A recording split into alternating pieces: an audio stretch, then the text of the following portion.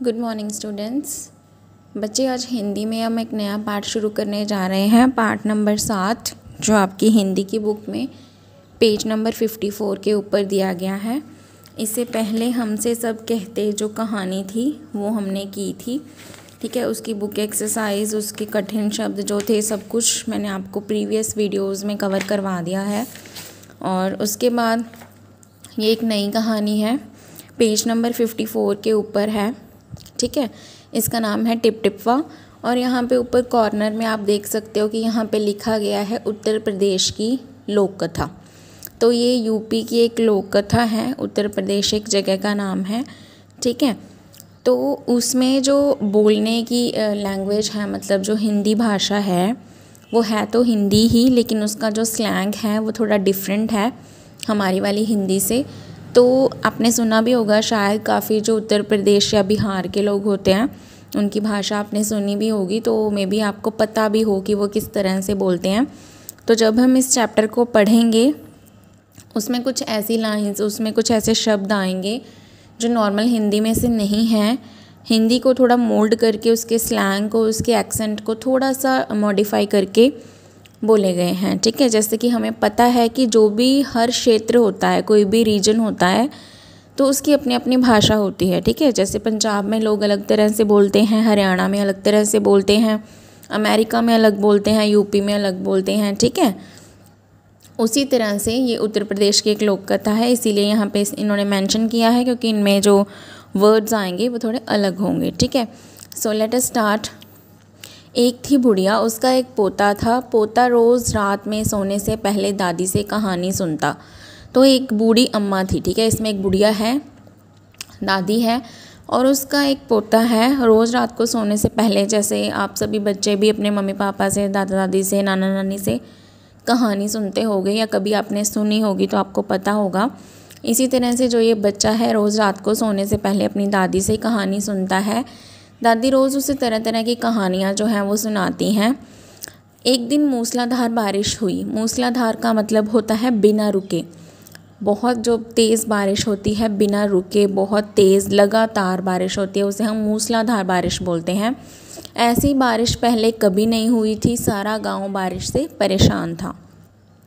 बुढ़िया की झोंपड़ी में पानी जगह जगह से टपक रहा था। तो आप इस पिक्चर में देख सकते हैं, इनकी जो झोंपड़ी है इसमें जगह जगह से पानी टपक रहा है, क्योंकि जो झोंपड़ी है वो एक कच्चा हाउस होती है, एक तरह का घास फूस मिट्टी वगैरह की मदद से बनाई जाती है। तो उसमें कोई ब्रिक्स या सीमेंट का यूज़ नहीं होता, तो दैट्स वाई उसमें कहीं कहीं से जो पानी था वो आ रहा था, टिप टिप टिप टिप, जैसे पानी की बूंदों की आवाज़ है। इस बात से बेखबर पोता दादी की गोद में लेटा। अभी वो छोटा बच्चा है, उसे नहीं पता कि पानी आ रहा है या हमारा घर टपक रहा है कि क्या हो रहा है। वो रोज़ की तरह अपनी दादी की गोद में लेटता है और कहानी सुनने के लिए बहुत उत्सुक होता है। बुढ़िया खींचकर बोली, खींचकर मतलब गुस्से से, क्योंकि वो पहले ही परेशान थी। अरे बचवा, कहाँ कहानी सुनाएं? तो मैंने आपको बोला ये यूपी की लैंग्वेज है, तो ये इसी तरह से होगी। तो वो बोलती है कि मैं आपको बच्चे, मैं तुम्हें क्या कहानी सुनाऊँ? ई टिप टिपवा से जान बचे तब ना। तो वो कहती है कि ये टिप टिप जो पानी हमारे सर के ऊपर आ रहा है ये बंद हो, तभी मैं तुम्हें कोई कहानी सुनाऊँ ना, पहले ही तो मैं इतनी परेशान हूँ। पोता उठकर बैठ गया। पहले वो दादी की गोद में लेट गया था, जब उसने ये बात सुनी तो वो उठ के बैठ गया। उसने पूछा, दादी ये टिप टिपवा कौन है? टिप टिपवा क्या शेरबाग से भी बड़ा होता है? तो उसने पूछा, ये कौन है दादी टिप टिपवा? अगर आप बोल रहे हो कि इससे जान बचे तब ना, तो उसे लगा कि टिप टिपवा कोई खतरनाक जानवर या किसी चीज़ का नाम है।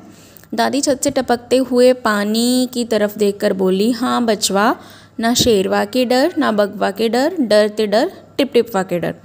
तो दादी बोलती है कि बेटा, ना तो बाघ का डर है, ना ही मुझे शेर का डर है। डर मुझे अभी इस टाइम सबसे ज़्यादा किसका है? टिप टिपवा का है। Next page, page number 55। संयोग से मुसीबत का मारा एक बाघ बारिश से बचने के लिए झोंपड़ी के पीछे बैठा था। तो जब दादी और पोता ये बातें कर रहे थे तो उनकी झोंपड़ी के बाहर एक बाघ जो था वो बैठा हुआ था। वो क्यों बैठा था? क्योंकि बारिश हो रही थी, उससे छुपने के लिए, उससे बचने के लिए वो वहाँ पे बैठा था। पिक्चर में आप देख सकते हैं कि झोंपड़ी के पीछे एक बाघ बैठा हुआ है। बेचारा बाघ बारिश से घबराया हुआ था। बुढ़िया की बात सुनते ही वह और डर गया। अब बाघ ने जब ये बात सुनी कि ये जो बुढ़िया है अपने पोते को बोल रही है कि उसे बाघ का डर नहीं है, ना ही उसे शेर का डर है, उसे किसका डर है, टिपटिपवा का डर है। तो बाघ ये सुन के बात और घबरा गया कि कौन है जो मुझसे और शेर से नहीं डरता बल्कि टिपटिपवा से डरता है। अब ये टिपटिपवा कौन सी बला है, ज़रूर ये कोई बड़ा जानवर होगा, तभी तो बुढ़िया शेर बाघ से ज़्यादा टिपटिपवा से डरती है। तो उसने सोचा कि शायद ये कोई और बड़ा सा जानवर आ गया है, तभी जो बुढ़िया है वो उससे डर रही है और हमसे नहीं डर रही है। इससे पहले कि बाहर आकर वह मुझ पर हमला करे, मुझे ही यहाँ से भाग जाना चाहिए। तो बाघ सोचता है कि टिपटिपवा अगर अंदर है, इनकी छत से टपक रहा है, तो हो सकता है वो बाहर भी आ जाए। और डर के मारे बाघ ये सोच के वहाँ से भाग गया। ठीक है, बाघ ने ऐसा सोचा और झटपट वहाँ से दुम दबाकर भाग चला। बाघ ने ऐसा सोचा कि कहीं जो टिपटिपवा है वो मुझ पे हमला ना कर दे, इससे पहले ही मैं वहाँ से भाग जाऊँ। दुम दबाकर भाग जाने का मतलब होता है डर के भाग जाना। उसके बाद उसी गांव में एक धोबी रहता था। अभी जहाँ पे बूढ़ी अम्मा रहती थी वहीं पे एक धोबी भी रहता था। वह भी बारिश से परेशान था। आज सुबह से उसका गधा गायब था। तो हमें पता है कि जो धोबी होते हैं उनके पास एक गधा होता है जो वो सामान को ढोने में, कपड़ों को इधर उधर ले जाने में बहुत मदद करते हैं। ठीक है, तो उसका गधा जो था वो सुबह से गायब हो चुका था, मिल नहीं रहा था उसे। सारा दिन वह बारिश में भीगता रहा और जगह जगह गधे को ढूंढता रहा, लेकिन वह कहीं नहीं मिला। बारिश हो रही थी, सारा दिन वो बारिश में इधर उधर घूम के उसे ढूंढता रहा, लेकिन उसे जो गधा था वो कहीं नहीं मिला। ठीक है, धोबी की पत्नी बोली, जाकर गांव के पंडित जी से क्यों नहीं पूछते, वे बड़े ज्ञानी हैं, आगे पीछे सबके हाल की उन्हें खबर रहती है। तो जो धोबी की पत्नी थी, आप पिक्चर में देख सकते हैं, ये उसे बोलती है कि जो गांव के पंडित जी हैं, पंडित जी आपको पता है जो मंदिर में होते हैं, आप उनसे क्यों नहीं जाके पूछते, उन्हें सारी चीज़ों की, गांव की हर बंदे की खबर रहती है, वो अपने ज्ञान से बता देंगे कि हमारा जो गधा है वो कहाँ पर है। ठीक है, now come to page number 56। पत्नी की बात धोबी को जच गई। अब धोबी ने सोचा, पहले वो बहुत परेशान था, उसकी पत्नी ने बोला तो उसे लगा कि हाँ यही तरीका ठीक रहेगा। अपना मोटा लठ उठाकर, लठ क्या होता है, एक मोटा सा डंडा होता है जिससे हम अपने हाथ में, जैसे गांव के लोग उसे अपने हाथ में रखते हैं, आप पिक्चर में देख भी सकते हैं, इसे किसी जानवर से बचाव के लिए भी रखा जाता है। ठीक है, तो वह अपना लठ उठाकर पंडित जी के घर की तरफ चल पड़ा और बारिश तो हो रही थी। जब उसने देखा कि पंडित जी घर में जमा बारिश का पानी उलीच उलीच कर फेंक रहे थे। उलीच उलीच कर होता है थोड़ी थोड़ी चीज़ में, जैसे अपने हाथों से बाहर की तरफ फेंकना या कोई छोटे से बर्तन से खींच खींच के बाहर की तरफ फेंकना, उसे कहते हैं उलीचना। ठीक है, धोबी ने बेसब्री से पूछा, महाराज मेरा गधा सुबह से नहीं मिल रहा है, ज़रा पोथी बाँच कर बताइए तो वे कहाँ है। तो धोबी ने बड़ी बेसब्री से कहा कि महाराज मेरा ना गधा नहीं मिल रहा सुबह से, आप प्लीज़ अपनी पोथी में देखिए जहाँ से आप पढ़ते हैं, ठीक है, बुक में से, तो ज़रा देख के बताइए कि वो कहाँ है। सुबह से अभी जो जैसे बुढ़िया परेशान थी उसी तरह से पंडित जी भी परेशान थे, क्योंकि उनके घर में भी पानी भर गया था। तो वो इतना थक चुके थे और उब चुके थे, धोबी की बात सुनी तो झुंझला पड़े। ठीक है, जैसे हम एक काम में बहुत ज़्यादा बिजी हों और कोई हमें आके अपना नया काम सुना दे तो हमें गुस्सा आता है, हम इरिटेट हो जाते हैं। उसी तरह से पंडित जी ने बोला, मेरी पोथी में तेरे गधे का पता ठिकाना लिखा है क्या, जो आ गया पूछने। तो पंडित जी ने कहा कि मेरी पोथी में तेरे गधे का पता थोड़ी लिखा है जो तू यहाँ पे पूछने आ गया, अरे जाकर ढूंढ उसे किसी गड़ई पोखर में। तो उन्होंने कहा कि तुम उसे जाके किसी खेत में या किसी ऐसी झाड़ियों वगैरह में देखो, खेत में देखो, ठीक है, वो यहाँ पे नहीं है, मेरी पोथी में थोड़ी है तुम्हारा गधा। और पंडित जी लगे फिर पानी उलीचने। अभी वो इरिटेट थे तो फिर से वो अपना पानी जो काम वो पहले कर रहे थे वही करने लगे। धोबी वहाँ से चल दिया। चलते चलते वह एक तालाब के पास पहुँचा। तालाब के किनारे ऊंची ऊंची घास उगी थी, ठीक है, बड़ी बड़ी घास थी जिसमें वो बाघ जो था वो छुपा हुआ था। वो तो बारिश से और टिपटिपवा के डर से छुपा हुआ था क्योंकि उसने बात सुन ली थी। धोबी घास में गधे को ढूंढने लगा। किस्मत का मारा बेचारा बाघ टिपटिपवा के डर से वहीं घास में छिपा बैठा था। तो वो वहाँ पे जो लठ उसके हाथ में था उसकी मदद से घास को इधर उधर करके अपने गधे को ढूंढ रहा था और वहीं पे बाघ छिपा हुआ था टिपटिपवा के डर से। जब उसने बाघ को देखा तो उसने ध्यान से नहीं देखा, उसे लगा कि यही मेरा गधा है। तो उसे इतना गुस्सा आया कि मैं सारे दिन से इसको ढूंढ रहा हूँ, कहाँ कहाँ बारिश में भीगते हुए। तो जो उसके हाथ में मोटा सा डंडा था उसने उससे ज़ोर ज़ोर से उसे पीटना मारना शुरू किया। ठीक है, बेचारा बाघ इस अचानक हमले से एकदम घबरा गया। तो बाघ जो था वो तो बैठा हुआ था, टिपटिपा के डर से छुप के बैठा था। अभी जब उसके शरीर पे अचानक से मोटे मोटे डंडे पड़ने लगे तो वो बहुत ज़्यादा डर गया, घबरा गया कि ये कौन आ गया। Now come to page number 57। बाघ ने मन ही मन सोचा, लगता है यही टिपटिपवा है, आखिर इसने मुझे ढूंढ ही लिया। तो जैसे हमारे दिमाग में कोई डर बैठ जाता है तो हमें हर जगह वही चीज़ नज़र आती है। ठीक है, इसी तरह बाघ के मन में क्या था, टिपटिपवा था। तो जब उसके डंडे पड़ने शुरू हुए उसने सोचा कि ये टिपटिपवा है और इसने मुझे ढूंढ लिया है, अब अपनी जान बचानी है तो ये जो कहे चुपचाप करते जाओ। तो उसने सोचा कि अगर मुझे टिपटिपवा से बचना है तो ये जो भी मुझे करने के लिए बोलेगा मैं चुपचाप करता रहूँगा।